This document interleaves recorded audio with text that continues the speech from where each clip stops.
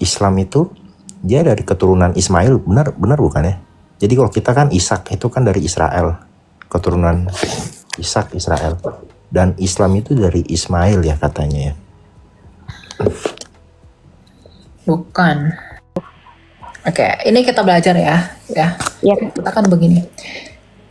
Kepada orang-orang yang tidak kawin dan kepada janda-janda aku anjurkan supaya baiklah mereka tetap dalam keadaan seperti aku. Namun kalau mereka tidak dapat menguasai diri, baiklah mereka kawin, sebab lebih baik kawin daripada hangus karena hawa nafsu.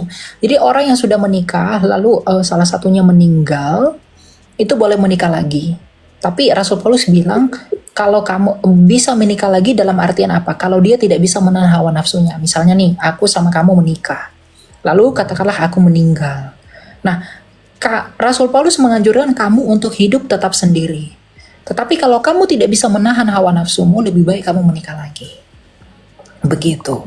Tetapi untuk orang cerah hidup, kepada orang-orang yang telah kawin aku tidak, bukan aku tetapi Tuhan memerintahkan supaya seorang istri jangan mencerai dari suaminya.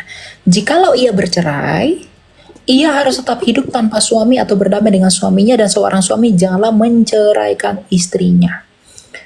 Jadi kalau orang cerah hidup, kalau dia sampai bercerai, Rasul Paulus mengatakan lebih baik jangan menikah lagi. Dan Tuhan perintahkan jangan menikah lagi. Ayat 12, kepada orang-orang lain aku, bukan Tuhan, katakan, kalau ada seorang saudara beristrikan seorang yang tidak beriman, dan perempuan itu juga mau hidup bersama dengan dia, janganlah saudara itu menceraikan dia. Kalau ada seorang istri bersuamikan seorang laki-laki tidak beriman, dan laki-laki itu mau hidup bersama dia, janganlah ia menceraikan laki-laki itu. Kita fokus kepada orang cerah hidup di dalam ayat 11. Ya, kepada orang-orang yang telah kawin, karena Rasul Paulus tidak kawin, bukan aku tetapi Tuhan perintahkan supaya seorang istri jangan bercerai dari suaminya. Jadi istri ini jangan menceraikan suaminya.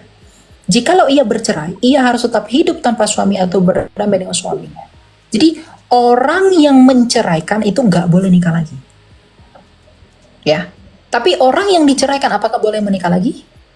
Menurut ayat ini seharusnya boleh. Ya, jadi orang yang menceraikan itu dengan sengaja, tanpa alasan yang jelas, misalnya menceraikannya bukan karena jinah ya, itu jangan menikah lagi, nggak boleh menikah lagi.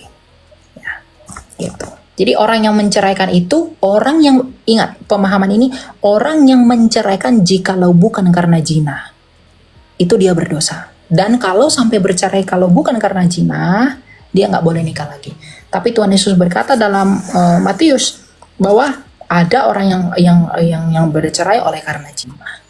Gitu. Tapi kalau bukan oleh karena zina dia bercerai, dia nggak boleh nikah lagi. Yang menceraikan tidak boleh nikah lagi. Karena di ayat 10 dikatakan, supaya seorang istri jangan bercerai dari suaminya. Jikalau ia bercerai, ia harus tetap hidup tanpa suami atau berdamai dengan suaminya. Begitu. Ya. Oke, Kak. Satu lagi, Kak, terakhir. Yap, silakan. Aku mau nanya, kan dosen aku pernah bilang bahwa konsep kematian itu ada yang mati seutuhnya, dan mati seutuhnya dalam konsepnya itu dia bilang bahwa ketika manusia mati, rohnya dan jiwanya itu benar-benar mati, seakan-akan dia tertidur. Dalam pemikiran saya bahwa ketika orang meninggal itu sama seperti cerita yang orang kaya dan orang miskin, dan itu pemikiran saya setelah orang mati. Tapi ada yang berkata bahwa setelah kematian itu ada yang namanya peristirahatan, di mana rohnya juga itu ikut ditidurkan seperti itu, Kak. Jadi pendapatnya Kakak seperti apa? Tidak ada orang mati itu tidur.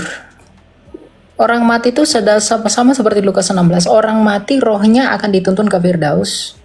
Kalau dia percaya kepada Yesus, dia dituntun ke Firdaus. Kalau dia tidak percaya kepada Yesus, dia akan maut akan menyeret rohnya. Oke, berarti sama seperti sebentar gitu ya, Kak? Saya ralat yang tadi yang saya katakan, ini cenderung disalah paham ya. Kepada orang yang bercerai, orang bercerai hidup, orang yang bercerai itu tidak boleh menikah lagi. Ya, jadi baik sih yang menceraikan. Tadi kan saya bilang orang yang diceraikan itu boleh nikah. Di ayat ini tidak boleh menikah karena dikatakan ia harus berdamai dengan suaminya. Harusnya begitu. Berarti Oke? balikan lagi sama suaminya gitu Kak. Ya, jadi dia harus tanpa suami. Misalnya saya nih sama kamu nih, kita menikah, lalu kamu menceraikan saya, lalu ya saya nggak boleh nikah, kamu juga nggak boleh nikah, kamu hanya berdamai dengan saya, begitu. Oke. Ya, Tapi kalau seandainya salah satunya dari kita nikah itu gimana Kak? nggak boleh. Kalau Berarti- kalau kamu menikah ya itu urusanmu dengan Tuhan, gitu. Oh. Tapi di sini Rasul Paulus menganjurkan nggak boleh. Tapi kalau kamu mau balik lagi dengan saya sebagai mantan suami kamu, boleh. Karena dia harus tetap hidup tanpa suami atau berdamai dengan suaminya. Gitu. Oke? Oke. Yang terakhir yang tadi itu Kak, yang kematian itu Oh Kak. ya, orang mati itu ndak ada orang tidur. Orang mati itu orang percaya kepada Yesus, rohnya akan dibawa ke Firdaus, malaikat akan tuntun rohnya ke Firdaus. Kalau dia tidak percaya Yesus, dia akan pergi ke Tartarus. Itu nggak ada tidur. Dia tetap ya sebagaimana Bapak Abraham berbicara dengan orang yang ada di Tartarus, yaitu orang kaya itu, dia tidak tidur, dia malah berbicara. Begitu, karena Bapak Abraham sudah mati. Itu ya? Iya Kak. Iya Kak. Oke. Thank you Kak. Ya, Tuhan berkati. Tuhan berkati. Gitu ya teman-teman ya. Lagi mana perkawinan tuh repot sebenarnya, banyak tafsiran ya, tapi itulah yang bisa saya jabarkan. Tapi semua kalian kembali kepada gereja masing-masing ya. Untuk apapun itu saya tidak mau menghakimi. Semua kembali kepada kedaulatan Tuhan.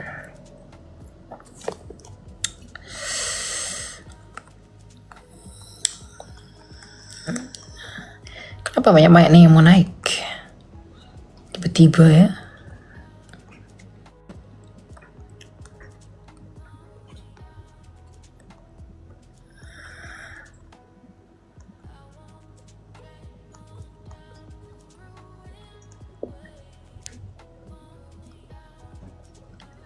Sabar ya teman-teman ya. Silakan hacker. Wah, kamu hacker nih. Saya takut sama kamu. Halo hacker? Halo? Kamu hacker apaan? Hacker abal-abal ya? Tadi mengenai perceraian, baca di 1 Korintus 7 ya. Baca semuanya di sana. Apa itu? Sabar ya. Silakan Marianus. Ya, shalom Bro Elia. Salam. Silakan Pak. Jadi ya saya mau bertanya yang tentang kedatangan Tuhan itu loh. Soalnya sekarang terlalu banyak kejadian yang buat kita takut kan, yang was-was gitu. Mungkin bisa Saya mau jabarkan ditanya. sedikit. Oke. Itu sih. Apa yang mau ditanya tentang kedatangan Tuhan?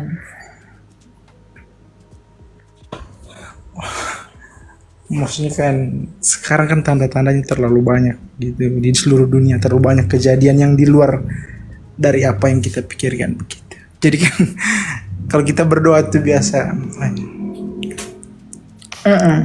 begitu. Ya, memang banyak kejadian-kejadian di dunia ini yang memang di luar kontrol kita. Yaitu adalah bagian dari penggenapan rencana Allah untuk dunia ini. Jadi saya bukan orang yang mau sok tahu dalam pengertian saya seperti yang lain yang ini tanda ini ya, saya nggak mau ya. Tapi bagaimanapun juga kalau Rasul Yohanes di zaman Tuhan Yesus mengatakan waktunya sudah dekat, maka 2000 tahun setelah itu tentunya dan seharusnya lebih dekat. Ya. Jadi sekarang kita apakah sudah dekat kepada kesudahan zaman itu? Harusnya lebih dekat. Karena di zamannya Tuhan Yesus sendiri, para rasul sudah mengatakan waktunya sudah dekat. Begitu, ya. Oke? Ya. Oke. Jadi waspada, kamu harus tetap dalam setia dalam Kasih. iman. Kamu harus setia untuk melakukan perintah-perintah Tuhan, gitu ya. Oke. Siap. Kita naikin.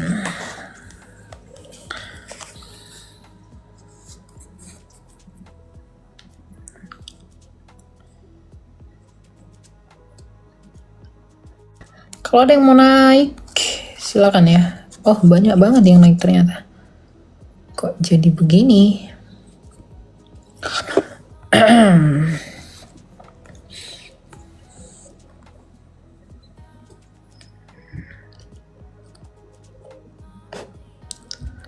Silakan Agus. Halo Agus. Agus.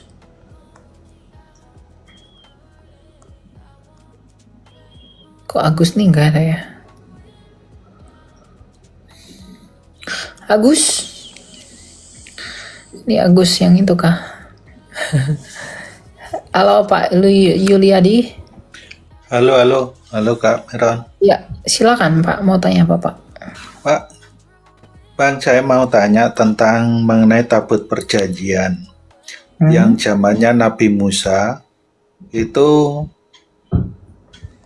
penggenapannya itu saat ini itu wujudnya apa? Terus tabut perjanjian yang lama itu kemana? Gitu maksud saya. Tabut perjanjian lama tuh udah habis, udah hilang kemana-mana karena di dalam Deuterokanonika itu disembunyikan oleh Yeremia. Ya, tapi sampai sekarang tidak ditemukan di mana. Ada penemuan yang dilakukan oleh seorang Advent bernama siapa ya, lupa siapa namanya itu. Bapak siapa sih namanya? Roger atau apa gitu, saya lupa.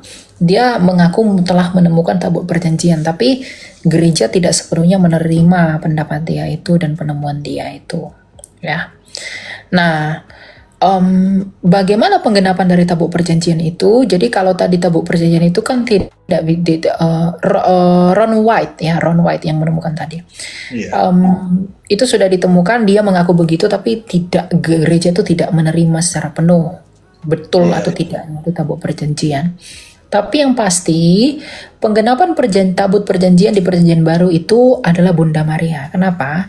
Tabut perjanjian, di dalam tabut perjanjian itu ada apa? Ada roti mana? Betul. Ada hukum Musa. Ya. Dan ada tongkat Harun. Ya, tongkat Harun ini menjadi simbol keimamatan Kristus. Simbol keimamatannya ya, karena dia adalah imam besar. Hukum itu simbol kenabian. Ya, roti itu simbol keilahian, Kristus sebagai roti hidup. Nah, kalau di dalam perjanjian ada roti hidup, ada hukum, ada roti mana, ada hukum, dan ada tongkat Harun, maka di perutnya Bunda Maria ada sang roti hidup Yesus Kristus, ada imam besar, dan juga ada nabi. Begitu. Dan sang hukum. Ya. Oh iya ya. Ya, gitu. Jadi penggenapannya di Bunda Maria. Makanya ketika Bunda Maria mengandung Yesus Kristus, dia dibuat menjadi kudus. Gitu, ya. Saya mau tanya satu lagi, Bang, yaitu mengenai wanita yang berselubungkan matahari dan beralas kaki kan rembulan itu di Alkitab itu siapa Wahyu ya? Ya. Wahyu 12. Itu merujuk kepada gereja, ya. Jadi kita lihat ya. Lalu kemudian tampaklah suara suatu tanda besar di langit, seorang perempuan berselubungkan matahari dengan bulan di bawah kakinya dan sebuah mahkota dari 12 bintang di atas kepalanya. Perempuan adalah simbol gereja, umat Allah, karena mempelai perempuan. 12 bintang itu merujuk kepada 12 rasul. Jadi gereja yang didirikan di atas 12 para rasul. Begitu. Ya? Itu ya. Oh iya ya. Ada lagi Pak? Mau ditanya? Sudah. Makasih. Tuhan berkati Kak. Ya Tuhan berkati ya. Ya. Dia belajar Alkitab tuh asik teman-teman. Ada banyak hal yang kita nggak tahu, kita jadi tahu. Alkitab itu sampai mati pun nggak akan habis kita pelajari. Karena ada aja yang unik ya dalam Alkitab itu. Jadi kalau orang mencari buku hikmat, buku beli buku si ini si itu, sayang duitmu, buka Alkitab aja cukup. Penulis syair ternama misalnya Khalil Gibran aja ambil dari Alkitab kok, karena dia Kristen Maronit yang kemudian umat abad ke-7 menganggap ini mereka itu seiman dengan Kadron. Ternyata dia Kristen. Karena nama ada Holil-Holilnya, jadi dianggap ya biasa lah ya. Namanya juga ajaran aneh. Halo, selamat malam. Iya malam, silakan. Siapa nih? Saya kagum banget sama Kailia. Sempat lihat yang kagum sama Tuhan, jangan sama soal, saya. Iya, sempat lihat konten yang ngebahas soal sejarah. By the way, Kailia mau nanya soal pernikahan yang tadi. Kebetulan saya tadi nggak sempet buat ikut, baru masuk ke channel Kailia, jadi mungkin kelewatan. Saya mau nanya yang soal pernikahan, Kak. Misalnya, kalau kan di situ di Korintus ditulis ya, kalau misalnya kita sebagai laki-laki itu memberikan surat cerai, itu artinya kita membiarkan istri kita berzina. Itu benar ya, Kak ya? Perceraiannya karena apa dulu? Kalau karena dia berzina, boleh bercerai. Oh, enggak sih, enggak. Ya, berarti kalau kamu menceraikan dia bukan karena zina, berarti kamu yang berdosa. Oh, oke. Tapi kalau misalnya ada case, misalnya ada orang nih, Kak, laki-laki misalnya, dia itu terpaksa harus memberikan surat cerai tersebut. Misalnya. Karena apa dulu? Dari misalnya case-nya itu orang tuanya yang memaksa gitu, orang tuanya dari perempuan misalnya. Itu kasusnya gimana itu? Ya harusnya itu berdosa ya, karena bukan karena zina. Jadi alasan gini loh, makanya pernikahan itu harus gini. Pernikahan itu di dalam iman Kristen itu harus dipandang sebagai pemenuhan dari gambar Allah Tritunggal itu. Pernikahan itu adalah bagaimana interpretasi dari Allah Tritunggal itu. Pernikahan di Kristen itu harus dipandang sebagai pemenuhan janji Allah Tritunggal kepada manusia. Karena Allah Tritunggal saling berelasi, maka pernikahan itu pun adalah relasi di dalam kasih. Kasih itu yang mempersatukan antara laki-laki dan perempuan itu. Jadi kalau ada laki-laki dan perempuan sudah memutuskan untuk bersatu, maka hubungan mereka harus dipertanggungjawabkan oleh yang berdua ini. Memang kita harus mengakui dalam kenyataannya banyak ya orang tua, mertua itu ikut campur dan lain sebagainya. Tapi bagaimanapun yang memegang peran utama dalam pernikahan itu adalah laki-laki dan perempuan.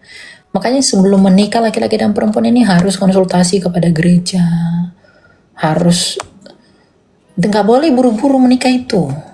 Karena pernikahan itu kudus di hadapan Allah. Nggak boleh dipermainkan. Ya, karena ingat, Tuhan itu menciptakan kita untuk apa? Memenuhi seluruh bumi, bukan? Dalam Kejadian 1 ayat 28. Dan untuk memenuhi seluruh bumi itu melalui pernikahan.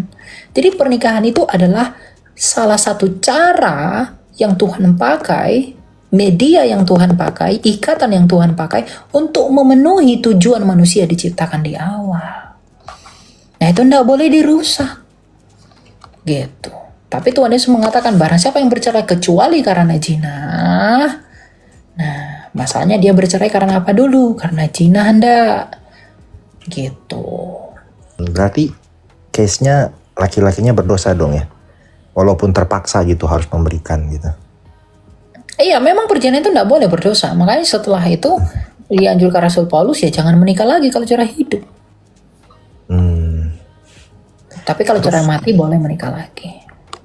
Oh, terus kalau misalnya, Kak, misalnya gini, misalnya laki-laki dan perempuan ini sudah bercerai, lalu misalnya dari pihak laki-laki atau misalnya dari perempuannya ya, mereka menikah lagi salah satunya, tapi yang satu tetap stay single misalnya gitu.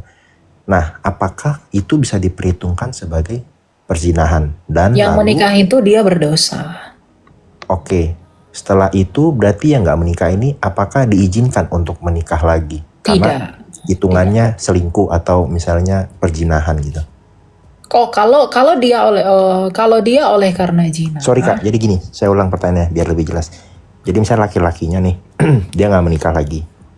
Perempuannya ini setelah bercerai, dia menikah lagi. Itu dihitung dia berzina dan laki-lakinya udah boleh, laki-lakinya dihitung udah boleh menikah lagi atau tetap tidak boleh menikah.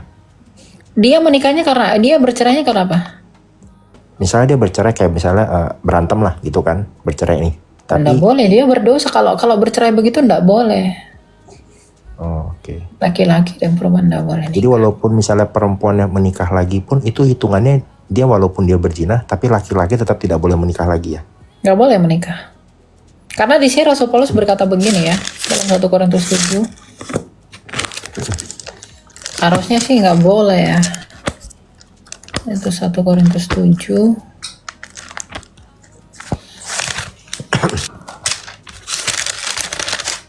Memahami ayat ini harus hati-hati ya teman-teman ya.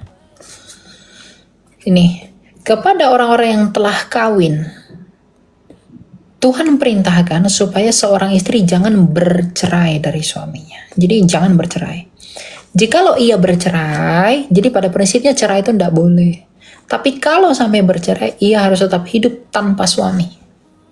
Atau berdamai dengan suaminya.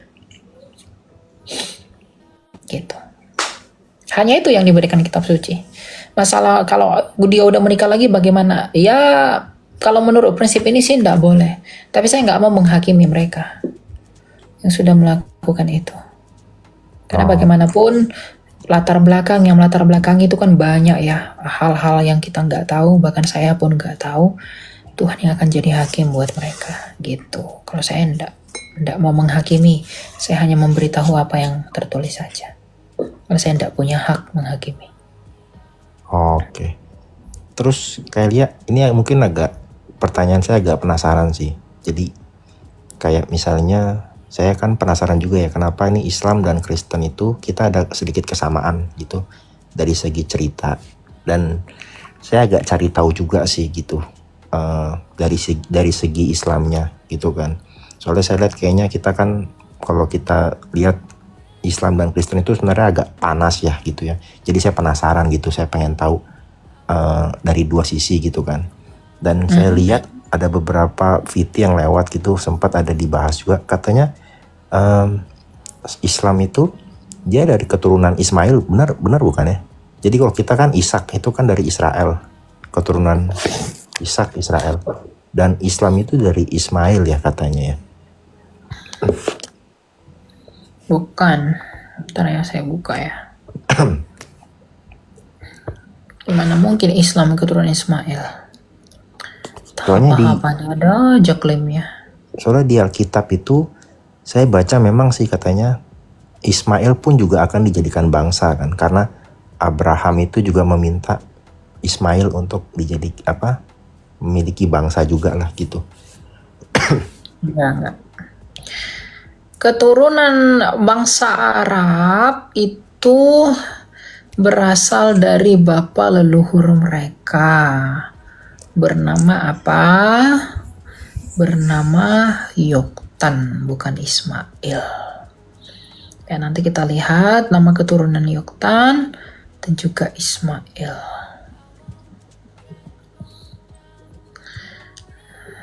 Mana ya kejadian? Ya, kejadian 10 ya.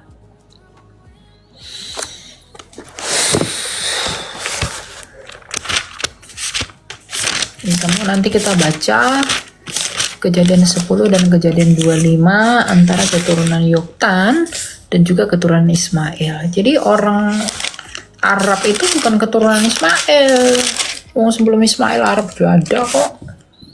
Kenapa? Keturunan Soalnya gini, Ismail ya. kenapa saya bertanya ini? Soalnya saya pengen juga sahabat kita nih Kristen itu juga memahami Islam. Siapa tahu kalau kita bersaudara, kenapa kita harus ribut-ribut gitu loh. Oke, kita nggak bersaudara dengan mereka itu. Kita ada saudara itu.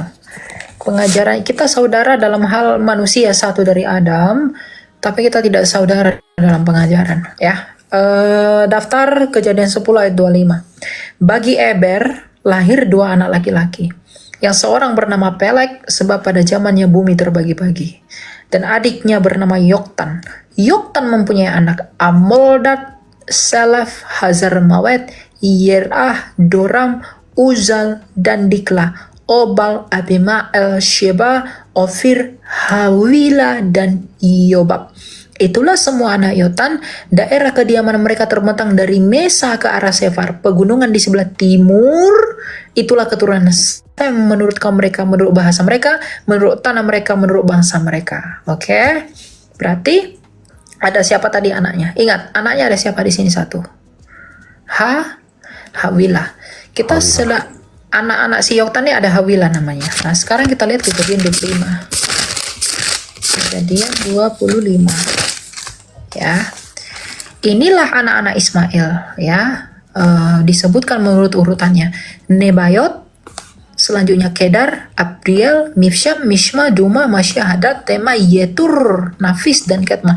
Itulah nama anak Ismail, itulah nama mereka menurut kampung mereka dan menurut perkemahan mereka. 12 kepala suku, masing-masing dengan sukunya. Umur Ismail 137 tahun. Sesudah itu ia membuskan nafas terakhir dan meninggal dan dikumpulkan kepada kaum leluhur. Ingat, keturunannya mendiami daerah dari Hawila sampai Syur yang terletak di sebelah timur Mesir,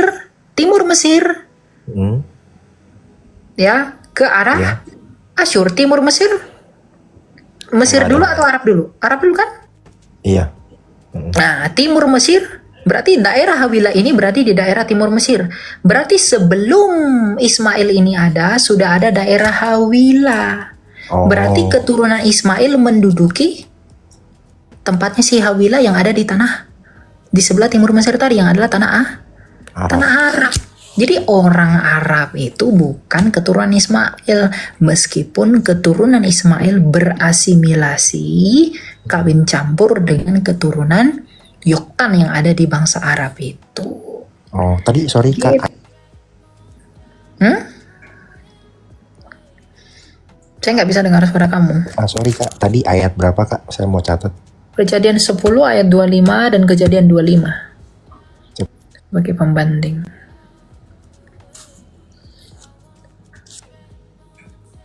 Oke Kak, terus satu lagi Kak. Terakhir Kak, maaf. Untuk yang hak kesulungan dan hak bungsu, ini saya sempat ngikutin berita juga sih, kayak kayaknya nih arahnya geopolitik, kayaknya arahnya lagi mau arah ke pembangunan bait suci ketiga. Kalau saya lihat, karena arahnya mungkin ini pemahaman saya aja Kak ya, cuma saya lagi ngebaca sih arahnya itu lagi ada lagi mau coba untuk damai.